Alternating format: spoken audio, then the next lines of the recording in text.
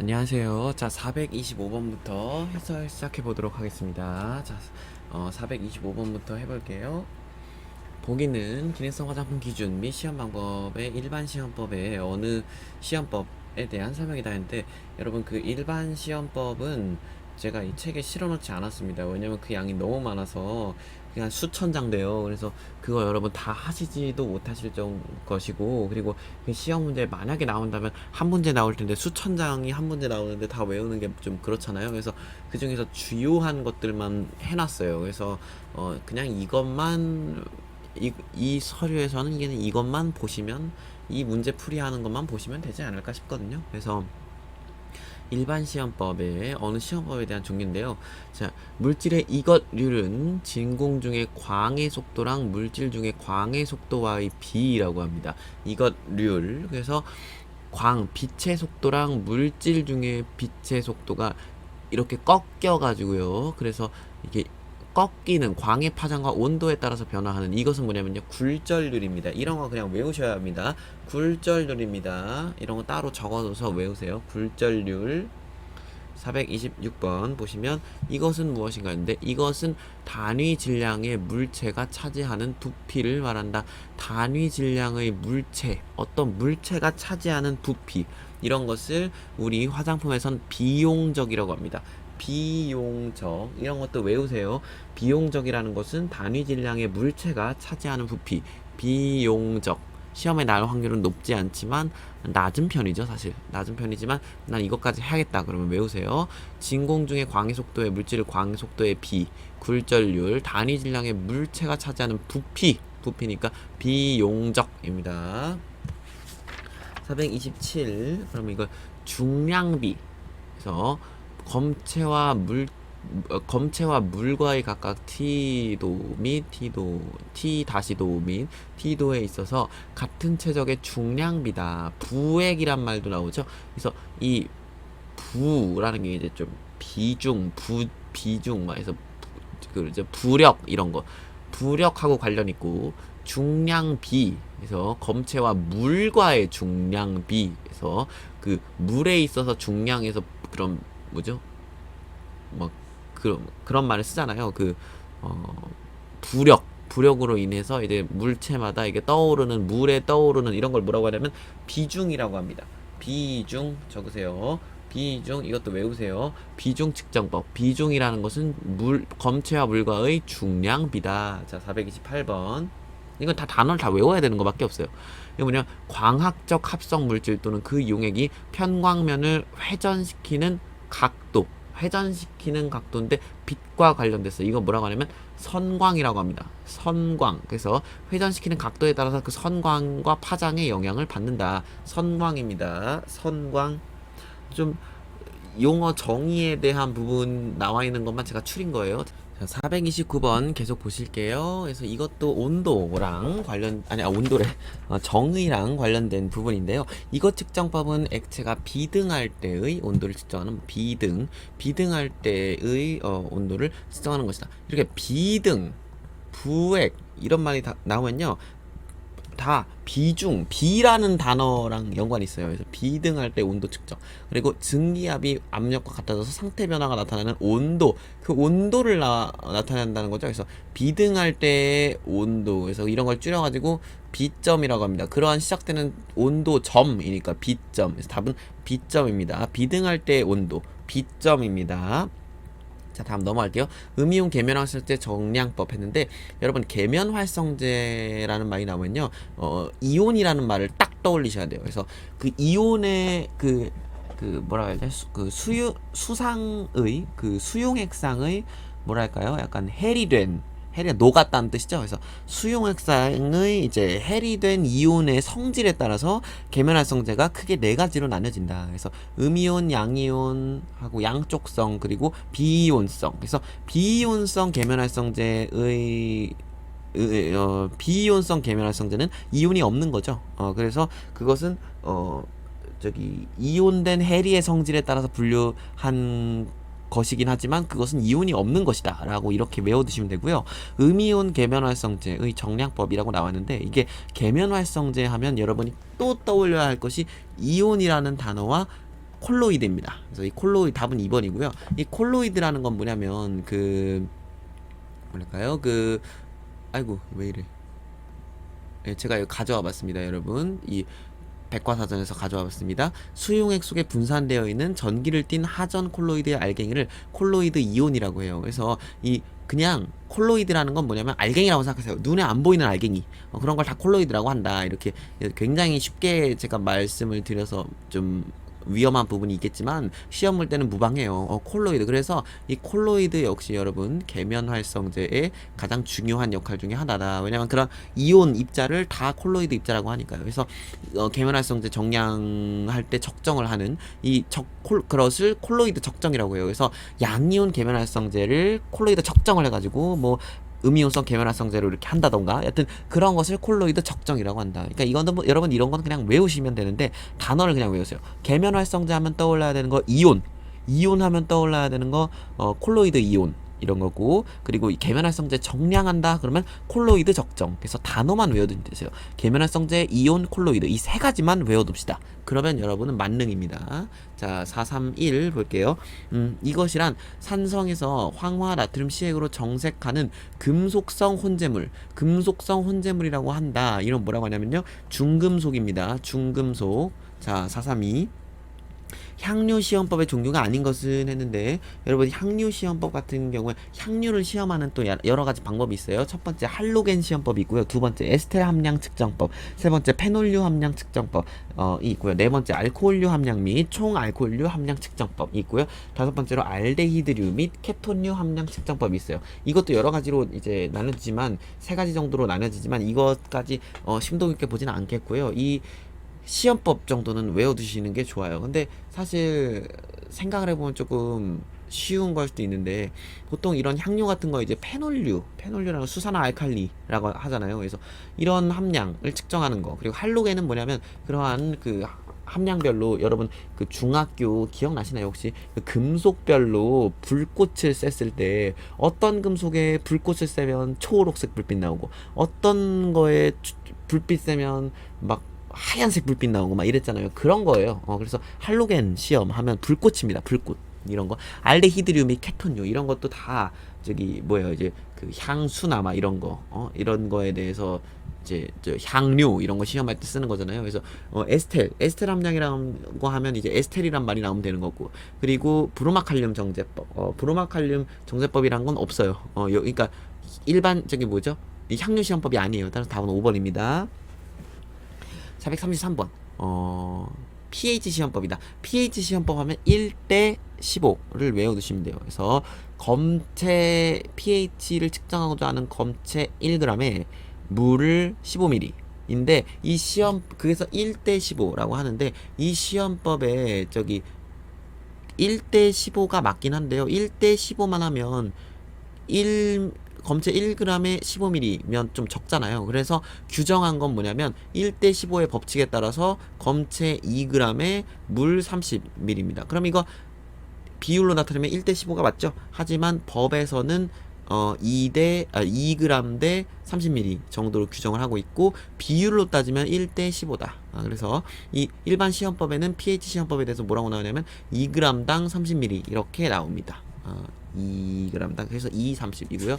434번 보시면 자외선 차단제 함량 대체 시험법이 있는데, 이거는 그 어떤 것에 대해서 시험을 하는 거냐면 물리적 차단제인 티타늄 디옥사이드랑 징크 옥사이드에 대해서 시험을 하는 거예요. 따라서 1번 틀렸어요. 1번 틀렸고 옳은 거 고르라고 했으니까 자 2번 디귿은 여기 했는데, 그 어떤 파장을 광원으로 하는, 여러분 이거 자외선의 파장은 저기 UV, A, B, C 다 합쳐서 뭐예요? 290이나 막 280이라고도 하지만 여튼 290부터 400나노미터 보통 그렇게 보잖아요. 그래서 290부터 400나노미터라고 해야죠. 100에서 400은 무슨 기준이죠? 아니죠. 자외선의 차단과는 관련이 없어요. 그래서 290부터 400 나노미터. 그리고 비읍은 15이다 했는데 15분간 방치하는 건 맞아요. 15분은 맞습니다. 자, 이건 틀렸고, 리을에 들어갈 말은 방막이다. 맞아요. 여러분 시험용 테이프는 자외선 영역에서 흡수 피크가 없고 자외선 투과성이 높은 방막이라는 건 그 이렇게 차단해가지고 하는 그런 스티커, 그러니까 일종의 막인데,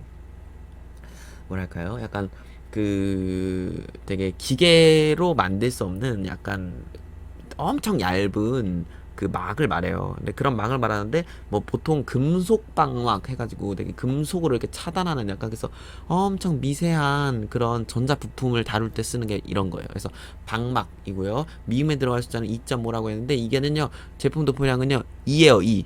2 마이크로그램 퍼 제곱 센티미터를 말해요. 그래서 이건 외워두세요. 그래서 이거는 실제로 우리가 뭐야 이거 자외선 차단제를 바를 때 이런 식으로 발라야 된다고 해요. 그래서 두께도 이 정도로 돼야 되고 그래서 2 마이크로 2 미리그램 죄송합니다. 2 미리그램 퍼 제곱 센티미터 2입니다. 2. 그리고 시옷에 들어갈 숫자는 5이다. 시옷이 어딨죠? 3로트당 3회 이상 시험하는 걸 평균 값으로 하거든요. 그래서 5 아닙니다. 따라서 답은 몇 번이죠? 3번이죠. 자, 435번. 보면 데시케이터 여러분 데시케이터 아시죠? 이거 그 뭐죠? 그 표준품 담아놓는 거잖아요. 비누 건조시킬 때 그래서 그 비누의 건조 중량을 구할 때 데시케이터라는 걸 보통 사용을 했잖아요. 그 오븐 같은 거 오븐도 사용하고 그래서 그 데시케이터 밑에다가 실리카겔을 넣어요. 실리카겔은 뭐냐면 여러분 저기 뭐죠? 김 있죠, 김. 김 사시면 플라스틱이 있잖아요. 그 김 찌그러지지 말라고. 그 플라스틱 밑에 뭐 있어요? 그쵸? 그런 뭐라 하죠? 습기 흡수하는 흡습제 같은 거 있잖아요. 그게 실리카겔이에요. 아니면 여러분 옷 사시면 옷 주머니에 뭐 들어있어요? 흡습제 들어있죠. 그런 거 실리카겔. 그런 거 실리카겔이라고 하는데 실리카겔은 규산이에요. 규산. 그래서 그게 약간 유리 모양으로 되어 있는 규산인데 그게 수분을 흡착해요. 그래서 그런 것을 실리카겔이라 한다. 그래서 데시케이터 밑에다가요 실리카겔을 넣어요. 건조제.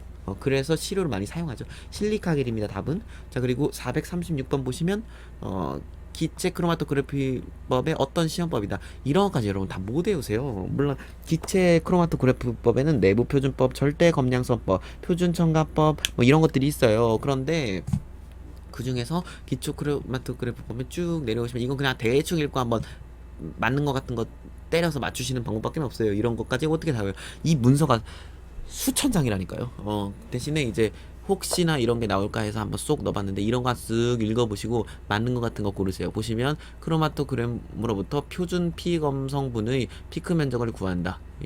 그리고 상대 표준 편차를 구한다. 표준이란 말이 나오고 있죠? 답은 사실은 3번입니다. 표준 첨가법. 그래서 표준이란 말이 나오고 있다. 다음 437번 보시면 이거는 메톡실기 정량법에 대한 설명이죠. 메톡실기 정량법도 이것도 제대로 배우면 30시간 넘게 걸릴 거예요. 굉장히 많은 내용인데 메톡실기 정량법을 굳이 외운다면 뭐만 외우시면 되냐면 요오드랑 관련이 있어요. 메톡실기 정량법은. 그래서 요오드와 수소산을 넣어서 끓여서 뭐가 생기냐면 그렇게 끓이면 요오드와 메칠이 생겨요. 그래서 요오드와 메칠을 브롬으로 산화를 해요. 그러면 그 생긴 그런 요오드 산이 생기겠죠. 브롬으로 산화를 하니까. 그래서 요오드 산을 치오황산 나트륨액으로 정량하는 방법이에요. 이건 진짜 말 그대로 다 외우는 방법밖에 없는 거죠. 따라서 답은 1번이죠. 자 그리고 438번 보시면 이건 뭔 문제야? 이게 아까 전에 말했던 향료 시험법. 여러분 향료 시험법 기억나시죠? 에스테람량, 페놀류, 알데히드 및 케톤류 뭐 그런 것도 있었고 또 뭐죠? 그 향료에는 보통 뭐가 들어가요? 그 알코올 같은 것들이 들어가죠. 그래서 알코올류 그런 측정법도 있었어요. 여러 가지 5가지 측정법이 있는데 이 중에서 어떤 시험법에 대한 설명이나 불꽃 얘기 나오면 불꽃 다 뭐다? 할로겐이죠. 따라서 답은 4번입니다. 불꽃 얘기 나왔다? 할로겐입니다. 이렇게 여러분이 일일이 다 이해를 못해요. 이거 이해하면요. 이거 시험 공부하는데 2년 3년 넘게 걸린 연구원들 못합니다. 그래서 불꽃 할로겐 이렇게 딱딱 페놀은 수산화 페놀 이렇게 이런 식으로 키워드 별로 이렇게 딱딱딱딱 하시는 수밖에 없어요. 자 넘어갈게요. 천연 화장품 및 유기농 화장품 인증기관 지정 및 인증 등에 관한 규정에 대한 설명인데요.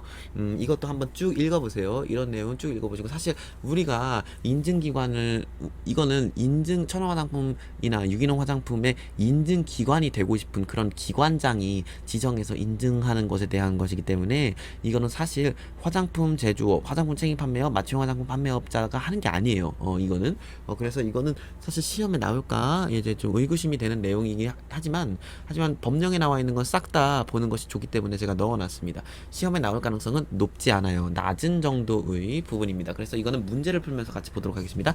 439번 보시면 천연 화장품 및 유기농 화장품의 인증기관 지정 및 인증 등에 관한 규정에 따라서 인증기관 지정 신청에 대한 설명을 옳지 않은 것은, 내가 예를 들어서 인증기관이 되고 싶어요. 그래서 내가 나한테 화장품 책임 판매업자나 화장품 제조업자가 나한테 와가지고 이건 내가 이번에 만든 화장품이야. 이 화장품에 대해서 천연 화장품 인증을 받고자 하는데 너희 인증업체가 좋다며 너희 좀 인증 좀 해줄래? 이런 인증업체가 되고 싶은 거죠. 내가. 그래서 그런 인증기관이 되고 싶은 거예요. 그럼 인증기관으로 되려면 식약처의 허가를 맡아야 되겠죠. 식약처에서 오케이 이렇게 해줘야 된단 말이에요. 그럼 그것을 위해서 내가 다양한 서류들이 필요하고 그 심사 결과에 대해서 내가 주기적으로 이제 제대로 하고 있다라는 것을 또 식약처장에 보여줘야 돼요. 그런 거에 대한 규정입니다. 이 규정은 1번 보시면 인증기관으로 지정을 받고자 하는 자는, 그런 사업자는 인증기관 지정 신청서에 인정 업무의 범위, 어디까지 인증할지, 조직, 인력, 그리고 재정 운영, 시험, 검사 운영 등을 적은 사업 계획서랑 인증기관의 지정 기준에 부합함을 인증하는 서류를 첨부해서 식약처장에 맞는 말이고요. 2번 식약처장은 인증기관 지정 신청 내용이 법에 명시된 지정 기준에 적합한지 여부를 평가하기 위해서 실태조사를 실시해야 된다. 실태조사를 실시해야 된다는 아니고요. 실태조사를 할 수 있다. 필요한 경우 실태조사를 실시할 수 있어요. 항상 실태조사를 실시해야 되는 건 아니에요. 따라서 2번이 틀렸네요. 3번 식약처장은 제품 제출 서류에 대한 검토 결과와 실태조사 결과를 종합적으로 심사해서 인증기관 지정 신청 여부의 적합 여부를 판정한다. 당연한 얘기고요. 식약처장은 심사 결과가 적합한 경우에는 지정대장에 지정사항을 적고 인증기관 지정서를 발급해서 그 결과를 홈페이지에 맞는 말입니다. 실태조사의 절차 방법은 행정절차법을 따른다. 이것도 맞아요. 따라서 답은 2번입니다. 나머지는 읽어보면 당연히 맞는 내용이어서 이런 것들은 넘어갈게요. 440번 볼게요. 이 인증기관 지정 변경에 대한 설명으로 옳은 것은 있는데, 여러분 이 인증기관도 변경되는 경우가 있어요. 인증의 범위, 예를 들어서 내가 처음에는 천연 화장품만 인증하다가 갑자기 유기농 화장품이 대세구만. 그러면 이제는 우리는 유기농 화장품으로 갈아탄다. 이렇게 인증기관의 이 인증 업무가 범위가 변경되는 경우도 있잖아요. 그래서 이런 아니면 인증 사업자가 아니지, 뭐라 하죠? 약간 그 사장님 인증기관의 장이 변경되는 경우, 뭐 이런 경우도 있고, 그래서 이럴 때마다 변경 신청을 해야 돼요. 근데 변경 신청을 할 때는요 다 똑같아, 거의 다 똑같아요. 우리 마취 화장품 판매업자가 변경 신청할 때 며칠 이내에 했어야 됐어요? 30일이었죠. 특별한 경우 제외하고. 그 특별한 경우라 하면 소재지가 어떻게 변경되는 거, 행정구역이 변경돼서 소재지가 변경되는 경우에는 90일, 그 외에는 30일이었잖아요. 그래서 따라서 기억이 틀렸죠. 90일이 아니라 30일이 돼야 되는 거고요. 니은 보시면 인증기관의 장이 지정받은 사항을 변경하려는 경우에 변경 사유가 무엇이든 인증기관 지정서를 제출해야 된다. 이건 맞아요. 변경 사유가 뭐든 인증기관 지정서를 제출해야 되는 거 맞습니다. 그리고 디귿 보시면 볼까요? 디귿 인증기관의 대표자가 변경된 경우에 인증기관의 명칭 및 소재지가 변경되지 않았다면 별도의 증명서류를 제출하지 않아도 된다. 인증기관의 대표자가 변경됐죠. 인증기관의 변경자가 지금 대표자가 변경된 사항이에요. 그래서 인증기관의 대표자가 변경이 되었다면 변경 내용을 증명하는 서류를 꼭 제출을 해야 되는 거고요. 그리고 리을 인증 업무의 범위가 변경됐으면 당연히 그런 지정 기준에 적합함을 증명하는 서류를 내야 되겠죠.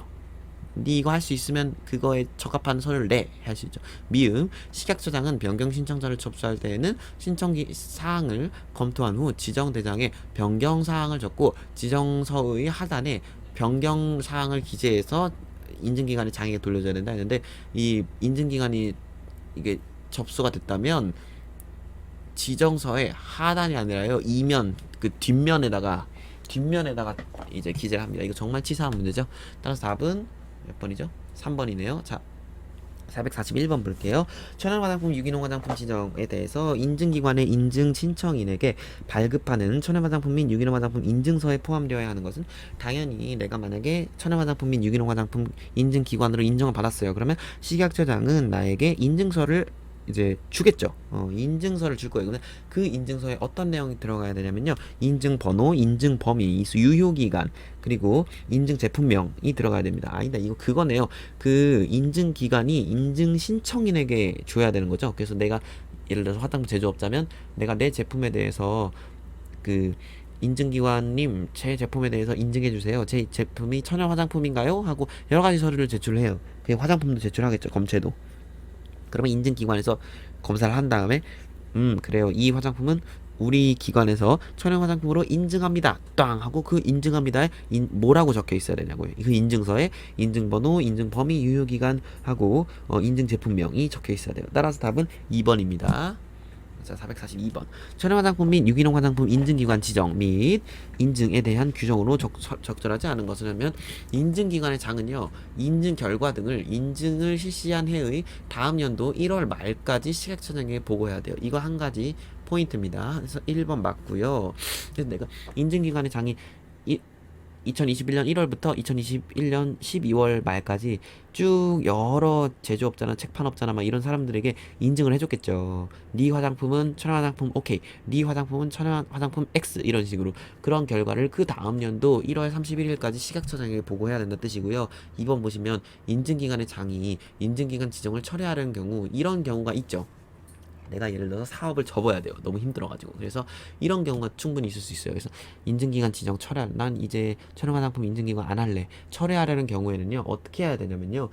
그 일단 인증 사업자한테 그 인증기관 지정 철회 예정을 안내해야 돼요. 그래서 인증 사업자라는 건 뭐냐면 내가 인증해준 사람들 이제 여러 가지 제조업자나 책판업자들이 있겠죠. 그래서 그런 사람들한테 나 이제 더 이상 인증기관 안 할 거야 이거 알려야 되고요. 두 번째로 현재 접수되어 있는 심사하고 있는 사안이 있겠죠.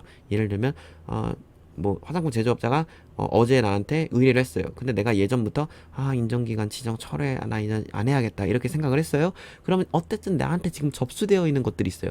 접수되어 있는 사람들은 나를 믿고 제조업자나 책판업자들이 나에게 맡긴 사안들이란 말이에요. 그래서 그런 사안들에 대해서는 내가 다 책임감 있게 처리를 해야 돼요. 다 처리를 해야 된다는 것이죠. 그리고 처리를 다 했으면 더 이상 받지 말아야 돼요. 우리 업체는 이제 지정 처리할 거니까 더 이상 주지 마세요 이렇게. 그리고 세 번째로 그 해당 인증기관에서 인증한 제품 및 인증 사업자에 대해서 사후 관리를 다른 인증기관이 수행하도록 양도 계약을 체결을 해야 되겠죠. 그래서 나 이제 더 이상 안 할 테니까 여러분들 그 인증 사업자 여러분 저희에게 이렇게 한 사람들은 저희에게 인증을 받은 사람들은 이제부터 제가 양도 계약을 체결했어요. 저기 B사 저기 B 인증 기관에게 다 양도를 했으니까 다음부터는 B 인증 기관에게 하쇼 이렇게 하는 거. 이 세 가지를 처리를 해야 돼요. 따라서 접수되어 심사 중에 있는 사안을 처리할 수 없으므로가 아니라요. 접수되어 심사 중에 있는 사안을 처리한 다음에 지정 철회를 신청을 해야 되는 거예요. 그래서 이건 틀린 거죠. 2번은 틀린 거고 3번 식약처장은 인증기관 지정 철회 신청이 적합한 경우에는 신고를 수리하고 그런 결과를 식약처 홈페이지에 나오고 4번 지정 철회를 신고한 인증기관의 장은 신고가 수리된 이후 7일 이내에 인증 신청자 및 인증 사업자에게 그 사실을 알려야 돼요. 이것도 맞는 설명이고요. 5번 철회하려는 경우에 인증 사업자의 인증기관 지정 철회 예정 사실을 안내해야 돼요. 이것도 맞는 말이죠. 따라서 답은 2번입니다. 443번 볼까요? 다음 중 천연 화장품 및 유기농 화장품 인증기간 지정 및 인증 등에 관한 규정 제7조 인증 신청에 따라서 천연 화장품 또는 유기농 화장품에 대한 인증을 받고자 하는 자가 내가 인증을 받고 싶어요 하는 자가 천연 화장품 및 유기농 화장품 인증 신청서에 첨부하여 인증기관의 장에게 제출해야 할 서류로 적절한 것은 그래서 내가 예를 들어 화장품 제조업자인데 내 화장품이 천연 화장품인지를 인증해 주세요 라고 신청을 할 거란 말이에요. 그러면 인증기관의 장에게 신청을 할 때 어떤 서류를 내야 되는가에 대한 건데요. 이것도 여러분 이것 정도는 알아두셔야 돼요. 어떤 서류를 제출해야 되냐면요. 인증 신청 대상 제품이 있을 거예요. 그 제품에 사용된 원료에 대한 정보가 있어야 되고 두 번째로 인증 신청 대상 제품의 제조 공정 어떻게 만들어졌는지 그리고 그 용기 포장이나 보관은 어떻게 했는지 이 두 가지 사항은 꼭 해야 돼요. 따라서 답은 3번입니다. 자, 444 볼게요. 다음 중 천연 화장품 및 유기농 화장품 인증기관 지정 및 인증 등에 관한 규정 제8조 인증 변경 보고에 대한 설명으로 적절한 것은 인증기관이요. 변경이 됐을 수 있겠죠. 인증 변경. 그래서 인증 변경 보고에 대한 설명입니다. 어떻게 변경된 것을 보고하는가. 그래서 인증 사항이 변경되는 경우에 대한 거예요. 그래서 그런 경우에는 인증 사업자가 이거는 그런 거죠. 이제 화장품 제조업자가 그 인증 기관에다가 처음에는 예를 들어서 뭐 지한 크림이 천연 화장품이다 했을 때 그래 너희 천연 화장품 내가 검사해보니까 맞아 해서 인증했을 때 그런 인증서가 나왔을 거예요. 그죠? 근데 이 지안 화장품에서 이 회사에서 그것을 그 원료를 변경하거나 아니면 뭐 뭐랄까 약간 다른 걸 변경한 거죠. 여튼 그래가지고 이제 변경 사항이 발생했을 때 인증 사항에 변경 사항이 발생한 거예요. 그래서 이렇게 인증 사항에 변경 사항이 발생한 경우에는 인증서 원본이 필요하고요. 왜냐면 인증서 원본을 걷어가서 새로운 걸 만들어줘야 되니까. 그리고 인증 제품의 명칭이 변경됐을 때는 인증 제품의 명칭 변경 사유를 적은 서류가 있어야 되고, 인증 제품을 판매하는 책임 판매업자가 변경됐을 경우에는 책임 판매업자 변경을 증명하는 서류, 그리고 인증 사업자의 명칭 또는 주소가 변경되면 그 명칭이나 주소를 증명하는 서류를 내야 돼요. 이런 걸 내야 되고, 그리고 변경 신청서를 받았다면 인증기관의 장은 검토한 다음에 인증 등록 대장에 변경 사항을 적은 다음에 인증서의 뒷면, 이면에다가 변경 사항을 기재해서 인정사업자에게 돌려줘야 합니다. 이런 경우입니다. 그리고 아까 전에 제가 말씀드렸던 인증 제품의 원료가 변경된 경우에는 이런 경우가 아니라요. 그런 경우에는 다시 심사를 받아야 됩니다. 제가 아까 전에 급한다고 후다닥 얘기했는데 죄송합니다. 그런 경우에는 다시 심사를 받아야 되고요. 이건 변경 보고죠. 변경 보고할 수 있는 사항은 첫 번째, 인증 제품의 이름이 단순히 변경됐거나 아니면은 인증 제품을 판매하는 책임 판매업자가 변경됐거나, 그리고 세 번째로 인증 사업자의 명칭이나 주소가 변경된 경우밖에 없습니다. 따라서 적절한 것은 자 보시면 1번 식품의약품안전처장에게 변경 보고를 한다가 아니라 이거는 인증기관의 장에게 보고를 해야 되는 거고요. 2번 보시면 뭐죠? 명칭이 변경된 경우 명칭 변경 사유서를 제출해야 됩니다. 틀렸고요. 3번 인증 제품을 판매하는 제조업자, 판매는요 제조업자 못합니다. 책임 판매업자가 합니다. 화장품 책임 판매업자로 고치세요. 자 4번이 옳고요. 5번 또 제품 앞면 하단이 아니라요 이면에다가 합니다.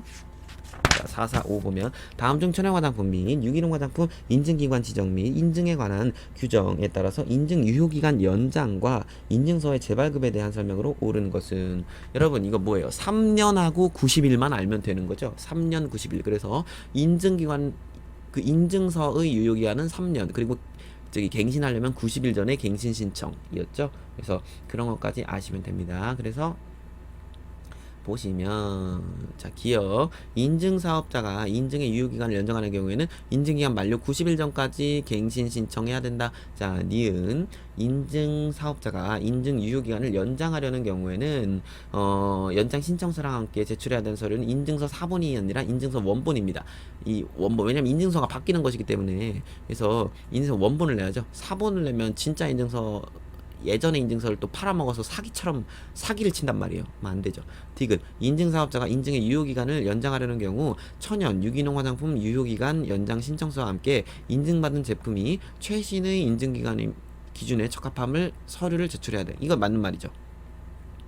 최신 기준에 맞는 걸 하는 거예요. 이게 바로 갱신, 제대로 된 갱신이죠. 리을 인증의 유효기간을 연장하려는 경우 인증기관에 장이 신청서를 접수할 때 별도의 심사 없이 제출된 서류를 통해서 보고의 형식으로 처리한다가 아니라요. 여러분 이게 그 갱신 신청을 하잖아요. 그럼 유효기간을 연장하려는 경우에는요 다시 심사하는 거예요. 다시 심사하는 겁니다.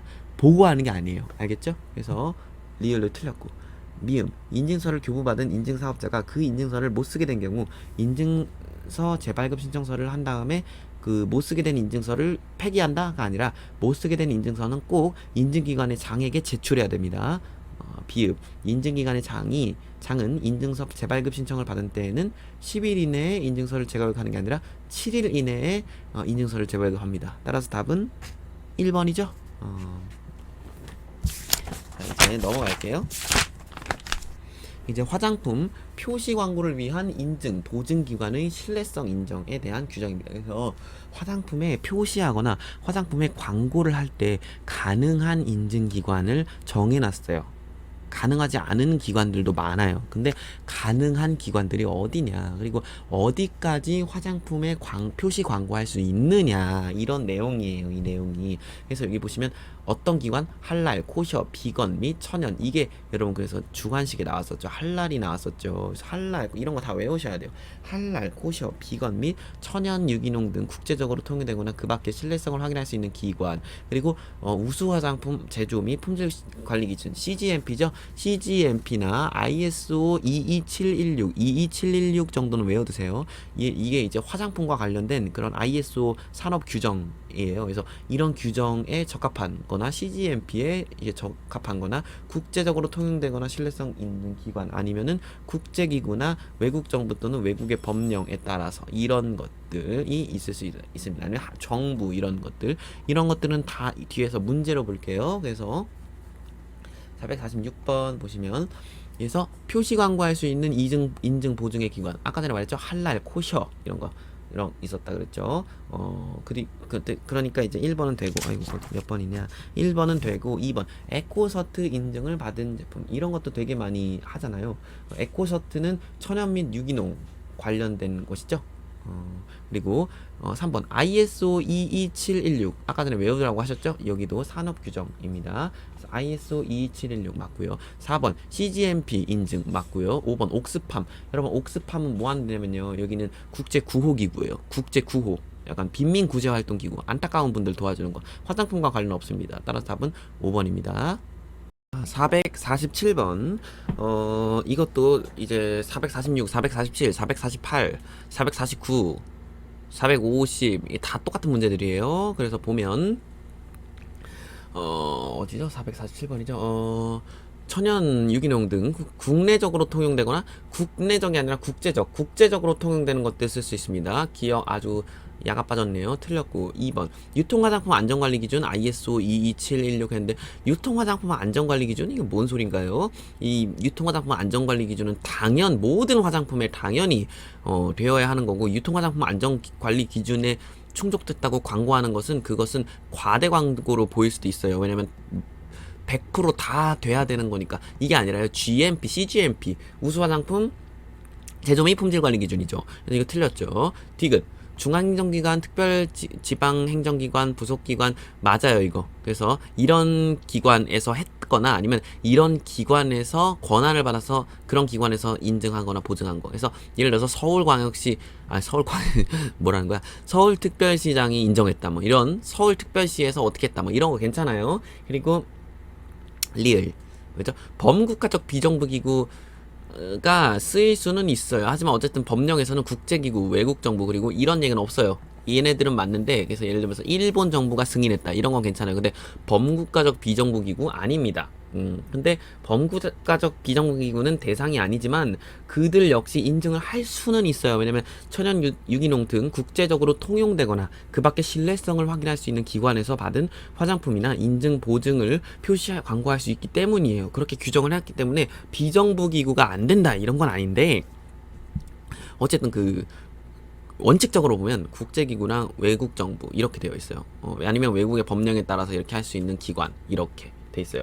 미음 화장품의 표시 광고를 위한 인증 보증기관의 신뢰성 인정에 관한 규정에서 정하는 절차에 따라 신뢰성을 인정받은 인증 보증기관에서 받은 인증 보증 이것도 맞죠. 그래서 답은 4번입니다. 자 넘어갈게요. 448 보면 할 수 있는 것은 할랄 되고 코셔 되고 22716 나왔네요. 이것도 됩니다. 그리고 호주 정부 되죠. 그래서 답은 5번이고 449번 이게 뭐예요? ISO 22716 화장품과 관련된 건 22716밖에 없습니다. 이것만 외우세요. 나머지는 다 그냥 산업 이게 ISO라는 것은 이제 국제 품질 보증 제도 이 산업 규격화 막 이런 단체예요. 그래서 ISO 9000, ISO 14000, ISO 22716 하고 ISO 되게 다양해요. ISO 26000 되게 다양한데 그 특성에 따라 다 달라요. 그래서 ISO 9000의 경우에는 산업 생산 유통 과정 전반의 국제 규격 그래서 그런 것마다 다 다른데 이런 것까지 다 알 필요가 없죠. 화장품과 관련된 건 22716이다.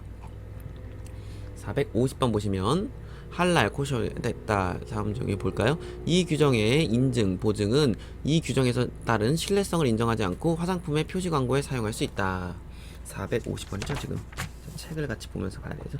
이 규정의 제2조 제1항에 명시되어 있는 인증 보증 제2조 제1항에 되어 있는 여기 얘기하는 것 같다 그죠? 인증 보증은 1항 이거 다네. 인증 보증은 이 규정에 따른 신뢰성을 인정받지 않고 화장품 표시에 사용할 수 있다. 맞죠? 이게 신뢰성을 정하는 규정인데 이 규정에 신뢰성을 판별하는 거 필요 없이 신뢰성 검증 과정 없이 얘네들은 그냥 해주겠다. 얘네들은 그냥 표시 광고해도 된다. 이런 의미예요. 그래서 이거 가능합니다. 2번. 여기에 명시되어 있는 인증 보증에 대해 국내 법령에 따라 기준이 있는 경우에는 그 인증 보증의 기준이 국내 기준과 동등하여야 한다가 아니라요.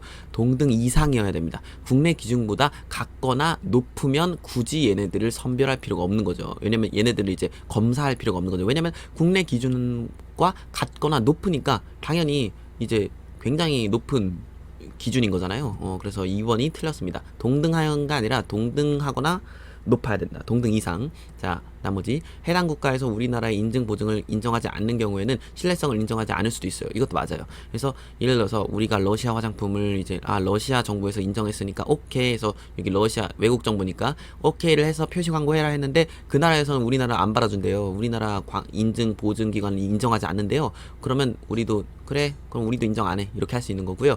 이거에도 불구하고 이 고시에서 정하는 절차에 따라 신뢰성을 인정받은 인증 보증기관에서 받은 인증 보증은 화장품에 관한 표시 광고에 사용할 수 있습니다. 맞아요. 신뢰성을 인정받은 인증 보증기관에서 받으면 가능하고요.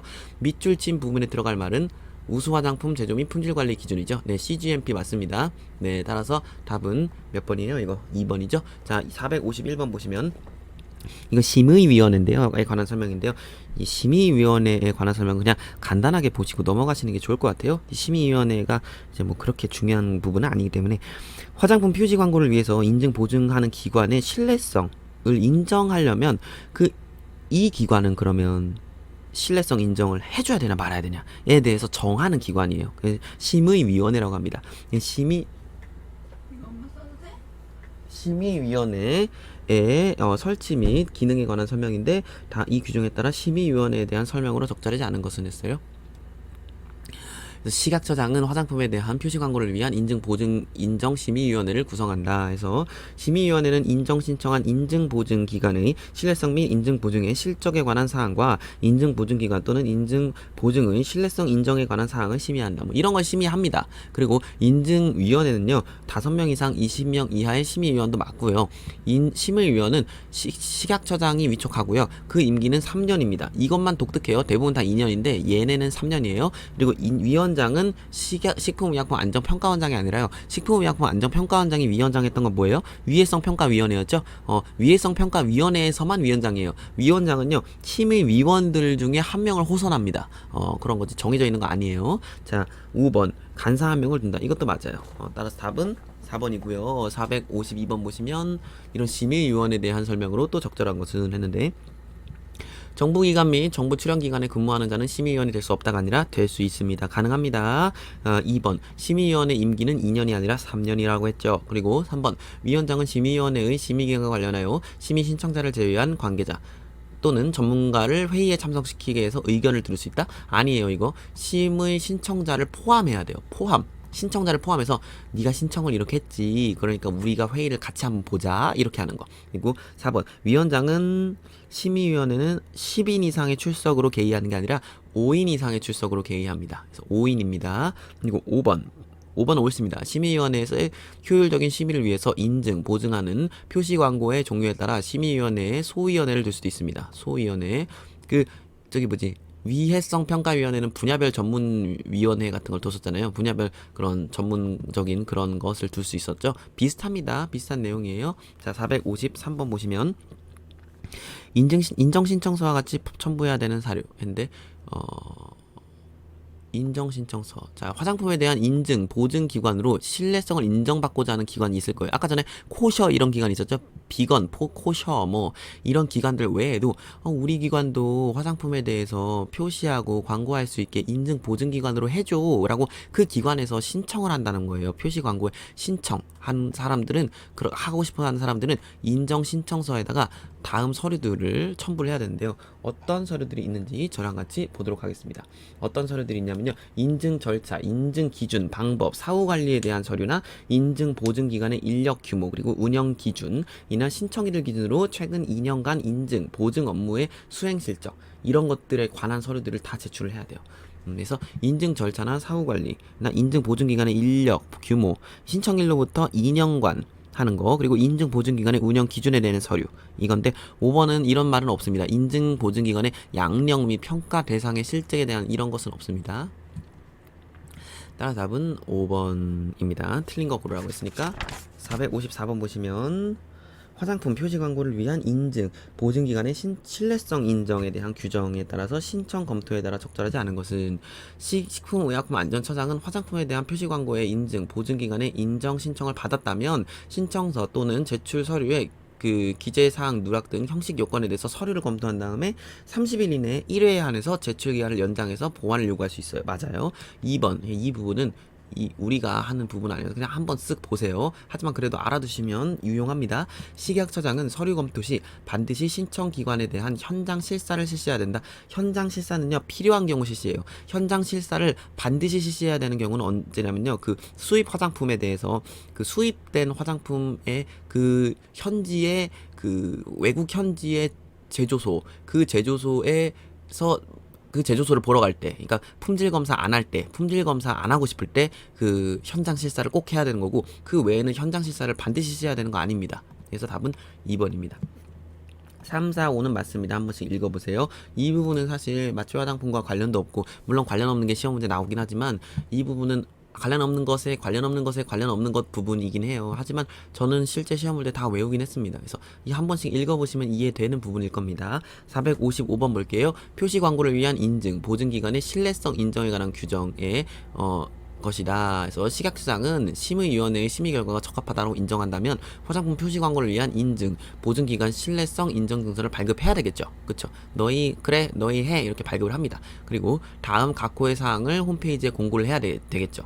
그래서 이런 것은 뭐냐면 인증을 받은 것인데, 인정 번호, 인정하는 그런 번호랑 인정 지정 번호랑 인정 일자, 언제 인정했는지, 그리고 인증 보증 기관의 명칭, 그래서 보증하는 기관의 이름이 뭔데, 대표자랑 소재지, 그리고 인증 보증하는 표시나 광고의 종류까지 명확하게 기재를 해야 합니다. 따라서 답은 이거는 인정 번호랑 인증 보증 기관의 명칭, 대표자, 소재지, 고 인증 보증하는 표시 광고의 종류니까 답은 4번이죠. 오늘은 455번까지 해설을 해보도록 했습니다. 감사합니다.